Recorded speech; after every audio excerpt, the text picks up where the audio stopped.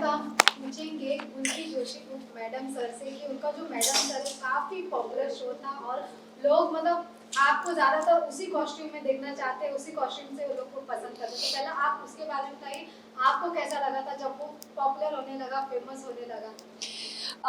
मेरे लिए बहुत सरप्राइजिंग था क्योंकि मुझे याद है जब मैंने मैडम सर का ऑडिशन दिया था, फिर मीटिंग्स हुई थी, फिर मुझे पूरी कहानी इन्होंने बताई थी और मुझे देख के लगा था कि यार ये तो बहुत डिफरेंट है। ये बाकी टेलीविज़न से इतना ज़्यादा अलग है कि इसका चलना एक बहुत बड़ा रिस्क है। फर्स्ट ऑफ ऑल आपकी आपकी जो आप 4 लड़कियां हैं एक तो मेन, उसके अलावा चारों बहुत स्ट्रॉन्ग कैरेक्टर्स हैं। Nobody is crying, nobody has a सास बहू drama, nobody has tears in the eyes all the time. कोई बेचारी लाचार औरत की कहानी नहीं है, चारों बहुत स्ट्रॉन्ग है। उसके ऊपर से हम हर एपिसोड, हर कहानी में एक सोशल मैसेज देने की कोशिश करते हैं। तो ये इतना प्रोग्रेसिव शो और इतना डिफरेंट शो पता नहीं चलेगा कि नहीं, पर जब चलने लगा और जब लोगों का रिस्पॉन्स आने लगा, जब टीआरपी बढ़ने लगी, जब फैन फॉलोइंग बढ़ने लगी, when people started loving the show, I think we were over the moon. We were so happy and so proud. The entire remember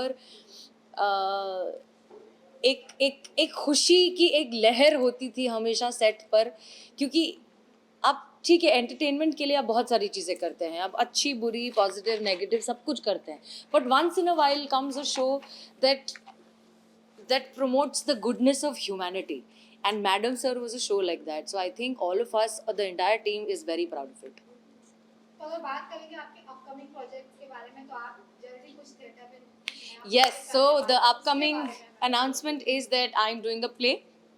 Theatre is my first love. I always try and make sure कि मैं हर project के बीच में एक play theatre करने का जो है वक्त निकाल पाऊँ और वो कर पाऊँ, because as an actor I also promote this theatre. I feel is a dying culture and I think it's our generation that needs to revive it, revamp it and make it bigger. So I'm doing a play. एक बहुत ही cute सा romantic comedy play है, a very different character of a very hoity toity अमीर ज़ादी girl. इस तरह का कैरेक्टर मैंने कभी किया भी नहीं है। मैंने बहुत ऐसे जहनी ज़मीन से जुड़े हुए रोल किए हैं, तो मुझे बहुत मज़ा आ रहा है ये इतना क्यूट सा कैरेक्टर करने में। And the first show is on 27th of August in Bombay, in Bal Gandharv. So whoever is in Bombay, please do come and watch. I'm doing play after a very long time and I will need everybody's support because I am a little nervous about it, and I need all the love and support it can give. उसमें क्या character होने वाला है आपका, थोड़ा हमारे दर्शकों को बताइए। थोड़ा सा ही तुम्हारा तो चेहरा देख के मुझे बड़ी खुशी हो जाती है यार, तुम कितने क्यूट हो। ये बड़ा क्यूट सा रोल है। अवनी नाम है इस लड़की का, जो ऐसे बिल्कुल अमीर घर की ऐसी बड़ी हॉइटी टॉइटी सी ऐसी अमीर ज़ादी लड़की है। अच्छी लड़की है, ख़राब लड़की नहीं है, बट बस ऐसा है कि ये दुनिया मेरे लिए है और ये सब मेरे लिए है। और उसकी ज़िंदगी में एक बहुत ही ज़मीन से जुड़ा हुआ एकदम ऑपोजिट पर्सनालिटी का लड़का आता है, एंड दैट्स द होल। और फिर कैसे होता है, उनको प्यार होता है नहीं होता है, उनके बीच का romance comedy. So it's a very nice light hearted family watching play. और मेरे लिए बहुत डिफरेंट है क्योंकि मैंने ऐसा किया नहीं, तो मुझे बड़ा मज़ा आ रहा है करने में। तो जैसे कि आपने मैडम सर में पुलिस का रोल निभाया था, लेकिन अब आपको काफी उससे अलग ही कैरेक्टर मिला है, तो जब आपको कैरेक्टर पता चला तो आपको कैसा लगा? मुझे कैरेक्टर सुन के ही बहुत मज़ा आया क्योंकि ये बिल्कुल बहुत अलग था। मैं जो कर चुकी हूँ उससे अलग था, मैंने इस तरह का रोल कभी किया नहीं है।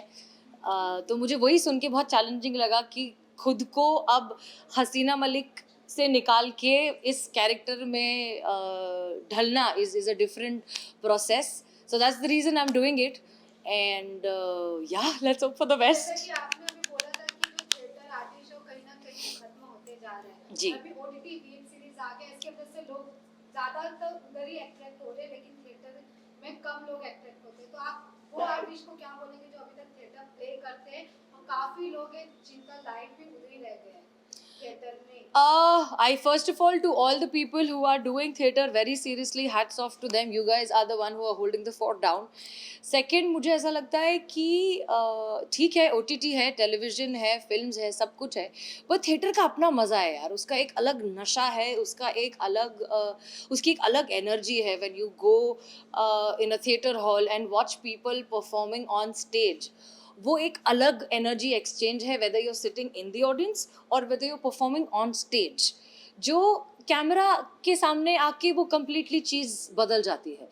एंड ऑनेस्टली मुझे ऐसा लग रहा है कि कोविड ने हमें इतनी सारी चीज़ें सिखाई है कि अब सबको जो है, अब सब जैसे होता है ना कि 3 साल सब घर में बंद थे, अब सबको बाहर निकलना है. So everybody wants to go out, everybody wants to go out with their family, with their friends.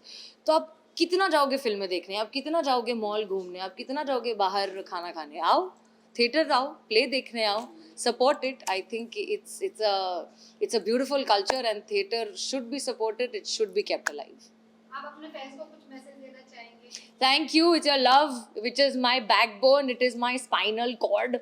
I love you so much, and it's because of you that I keep experimenting with myself, whether it is my hair, whether it is my work, whether it is whatever it is, because I know that you guys love me, and so keep loving me because I love you way more.